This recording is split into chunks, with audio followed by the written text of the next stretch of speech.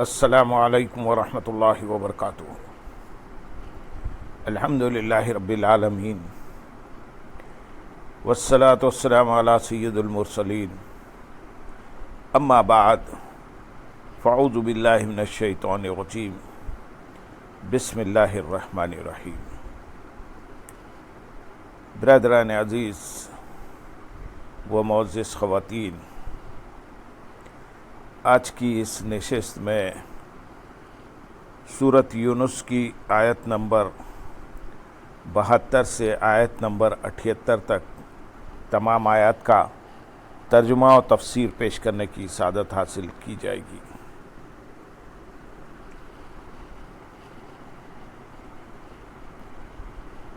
فَإِن تَوَلَّيْتُمْ فَمَا سَأَلْتُكُم مِّنْ أَجْرٍ إِنْ أَجْرِيَ إِلَّا عَلَى اللَّهِ وَأُمِرْتُ أَنْ أَكُونَ مِنَ الْمُسْلِمِينَ فَكَذَّبُوهُ فَنَجَّيْنَاهُ وَمَن مَّعَهُ فِي الْفُلْكِ وَجَعَلْنَاهُمْ خَلَائِفَ وَأَغْرَقْنَا الَّذِينَ كَذَّبُوا بِآيَاتِنَا فَانظُرْ كَيْفَ كَانَ عَاقِبَةُ الْمُنذَرِينَ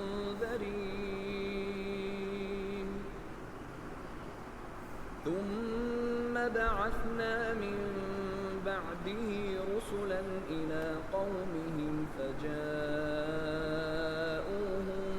بِالْبَيِّنَاتِ فَمَا كَانُوا لِيُؤْمِنُوا بِمَا كَذَّبُوا بِهِ مِن قَبْلُ كَذَلِكَ نَطْبَعُ عَلَى قُلُوبِ الْمُعْتَدِينَ ثُمَّ بَعَثْنَا مِن بَعْدِهِم مُوسَىٰ وَهَارُونَ إِلَىٰ فِرْعَوْنَ وَمَلَئِهِ بِآيَاتِنَا فَاسْتَكْبَرُوا وَكَانُوا قَوْمًا مُجْرِمِينَ فَلَمَّا جَاءَهُمُ الْحَقُّ مِنْ عِندِنَا قَالُوا إِنَّ هَٰذَا لَسِحْرٌ مُّبِينٌ قَالَ مُوسَىٰ أَتَقُولُونَ لِلْحَقِّ لَمَّا جَاءَكُمْ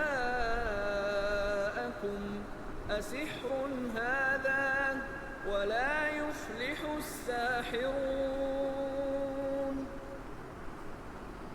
قَالُوا أَجِئْتَنَا لِتَلْفِتَنَا عَمَّا وَجَدْنَا عَلَيْهِ آبَاءَنَا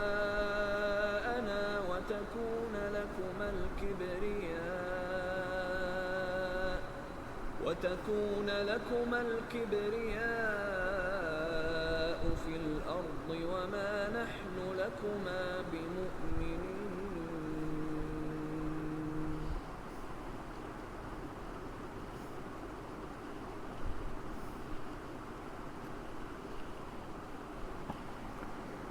پھر اگر تم منہ پھیرو تو میں تم سے کوئی معاوضہ نہیں مانگتا، میرا اجر تو اللہ کے ذمہ کرم پر ہے، اور مجھے حکم دیا گیا ہے کہ میں مسلمانوں میں سے ہوں۔ یعنی اگر تم میرے وعظ و نصیحت سے اعراض کرو تو میں نے تم سے وعظ و نصیحت پر کوئی معاوضہ نہیں مانگا کہ تمہارے منہ پھیرنے کی وجہ سے مجھے اس کے نہ ملنے کا افسوس ہو۔ میرا اجر تو اللہ عز و جل کے ذمہ کرم پر ہے، وہی مجھے جزا دے گا۔ مدعا یہ ہے کہ میرا وعظ و نصیحت خاص اللہ تعالیٰ کے لیے ہے، کسی دنیاوی غرض سے نہیں ہے۔ اس سے یہ بھی معلوم ہوا کہ تبلیغ دین پر اجرت نہ لی جائے۔ ہاں، امامت و خطابت، تدریس اور تعلیم قرآن وغیرہ میں جہاں شریعت کی طرف سے اجازت ہے وہ جدا بات ہے، لیکن اس میں بھی ممکن ہو تو بغیر پیسے ہی کے کام کرے۔ وَأُمِرْتُ، اور مجھے حکم دیا گیا ہے کہ میں مسلمانوں میں سے ہوں۔ میں اس کا ایک معنی یہ ہے کہ تم دین اسلام قبول کرو یا نہ کرو، مجھے دین اسلام پر قائم رہنے کا حکم دیا گیا ہے اور میں اس پر قائم ہوں۔ دوسرا معنی یہ ہے کہ دین اسلام کی دعوت دینے کی بنا پر مجھے تمہاری طرف سے خواہ کیسی ہی اذیت پہنچے، ہر حال میں مجھے اللہ تعالیٰ کے حکم کا فرما بردار رہنے کا حکم دیا گیا ہے۔ آیت نمبر 73 میں ارشاد ہے، تو انہوں نے نوح کو جھٹلایا تو ہم نے اسے اور کشتی میں اس کے ساتھ والوں کو نجات دی، اور انہیں ہم نے جانشین بنایا، اور جنہوں نے ہماری آیتوں کی تکذیب کی انہیں ہم نے غرق کر دیا۔ تو دیکھو ان لوگوں کا کیسا انجام ہوا جنہیں ڈرایا گیا تھا۔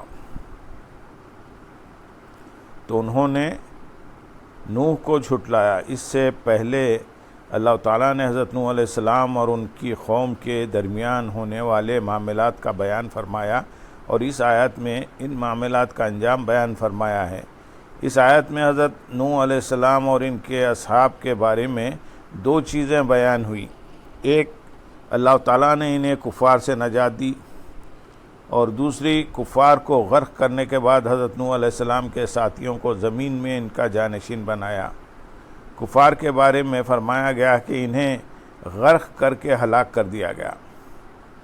اس میں کفار کے لیے بہت عبرت ہے کہ جو لوگ بھی اللہ تعالیٰ کے رسول کو جھٹلائیں گے ان پر ویسا عذاب آ سکتا ہے جیسا کہ حضرت نوح علیہ السلام کو جھٹلانے والوں پر آیا۔ وہیں ایمان والوں کے لیے بھی نصیحت ہے کہ وہ ایمان پر ثابت قدم رہیں، تو جس طرح اللہ تعالیٰ نے حضرت نوح علیہ السلام پر ایمان لانے والوں کو مخالفین کے شر سے نجات دی، اسی طرح انہیں بھی مخالفین کے شر سے بچائے گا۔ حضرت نوح علیہ السلام کی قوم کے چند واقعات سورہ اعراف آیت نمبر 59 تا 64 میں گزر چکے ہیں۔ مزید تفصیلی واقعات سورہ ہود اور دیگر صورتوں میں مذکور ہیں۔ آیت نمبر 74 میں ارشاد ہے، پھر اس کے بعد ہم نے ان کی قوموں کی طرف کئی رسول بھیجے تو وہ ان کے پاس روشن دلیلیں لائے، لیکن وہ کفار ایسے نہ تھے کہ اس پر ایمان لے آئیں جسے پہلے جھٹلا چکے تھے۔ ہم اسی طرح سرکشوں کے دلوں پر مہر لگا دیتے ہیں۔ پھر اس کے بعد ہم نے ان کی قوموں کی طرف کئی رسول بھیجے۔ آیت کا خلاصہ یہ ہے کہ حضرت نوح علیہ السلام کے دور میں صرف مومن باقی رہ گئے تھے اور کافر سب ہلاک ہو گئے تھے، مگر ان باقی ماندگان کی اولاد میں جب کفر و شرک پھیل گیا تو ان میں حضرت صالح، حضرت ہود، حضرت ابراہیم، حضرت لوط اور حضرت شعیب علیہ السلام اپنے اپنے وقتوں میں بھیجے گئے۔ ان انبیاء اکرام علیہ السلام کو اللہ تعالیٰ نے ان کی صداقت پر دلالت کرنے والے واضح دلائل اور عظیم معجزات دے کر بھیجا، لیکن ان کی قوم کے لوگوں نے بھی حضرت نوح علیہ السلام کی قوم کی طرح اپنے نبیوں کی تکذیب کی اور ان پر ایمان لانے کے لیے تیار نہ ہوئے، اور جس طرح اللہ تعالیٰ نے حضرت نوح علیہ السلام کی قوم کو تکذیب کی وجہ سے غرق کر دیا، اسی طرح اللہ تعالیٰ ہر اس شخص کے دل پر مہر لگا دیتا ہے جو سرکش ہو اور تکذیب میں ان کی راہ اختیار کرے۔ اس سے معلوم ہوا کہ بروں کی پیروی بری ہے اور ان کی راہ پر چلنے کا انجام بھی برا ہے۔ آیت نمبر 75 میں ارشاد ہے، پھر ان کے بعد ہم نے موسیٰ اور ہارون کو فرعون اور اس کے درباریوں کی طرف اپنی نشانیاں دے کر بھیجا تو انہوں نے تکبر کیا اور وہ مجرم لوگ تھے۔ یہاں دیگر انبیاء اکرام حضرت موسیٰ اور حضرت ہارون علیہ السلام کے واقعات بیان کرنے سے مقصود نبی اکرم صلی اللہ علیہ وسلم کو تسلی دینا ہے۔ آیت نمبر 76، 77 اور 78 میں ارشاد ہے، تو جب ان کے پاس ہماری طرف سے حق آیا تو کہنے لگے بے شک یہ کھلا جادو ہے۔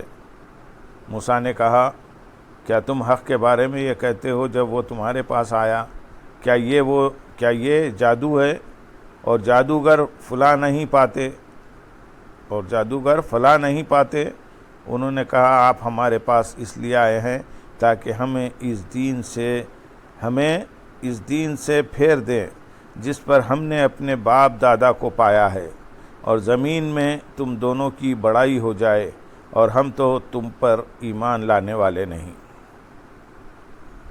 تو جب ان کے پاس حق آیا، یعنی جب حضرت موسیٰ علیہ السلام کے واسطے سے فرعون اور اس کی قوم کے پاس اللہ تعالیٰ کی طرف سے حق آیا، اور فرعونیوں نے پہچان لیا کہ یہ حق ہے اور اللہ تعالیٰ کی طرف سے ہے، تو براہ نفسانیت کہنے لگے کہ بے شک یہ کھلا جادو ہے، حالانکہ انہیں علم تھا کہ جادو کا اس سے کوئی تعلق نہیں۔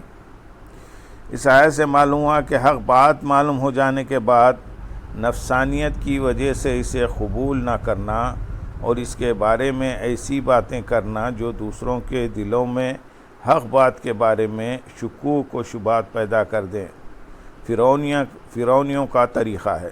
اس سے ان لوگوں کو نصیحت حاصل کرنی چاہیے جو حق جان لینے کے باوجود صرف اپنی ضد اور انا کی وجہ سے اسے قبول نہیں کرتے، اور اس کے بارے میں دوسروں سے ایسی باتیں کرتے ہیں جن سے یوں لگتا ہے کہ ان کا عمل درست ہے اور حق بیان کرنے والے اپنی بات میں سچا نہیں ہیں۔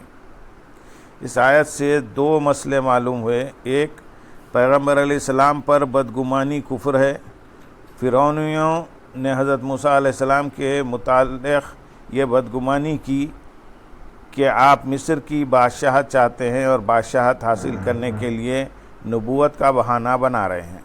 نمبر 2، حکمرانوں کی پرانی روش یہی چلتی آ رہی ہے کہ اصلاح قبول کرنے کی بجائے وہ سمجھانے والے پر جھوٹے الزام لگا کر اور اسے اقتدار کا لالچی قرار دے کر اپنی جان چھڑانے کی کوشش کرتے ہیں۔ آج بھی اس بات کو دیکھا جا سکتا ہے کہ غلط انداز حکمرانی پر ٹوکا جائے تو حکمران کہنا شروع کر دیتے ہیں کہ یہ لوگ ہماری حکومت ختم کر کے اپنی حکومت لانا چاہتے ہیں۔ اللہم صلی علی سیدنا محمد وعلی آل سیدنا محمد وبارک وسلم، وآخر دعوانا ان الحمدللہ رب العالمین۔ سبحان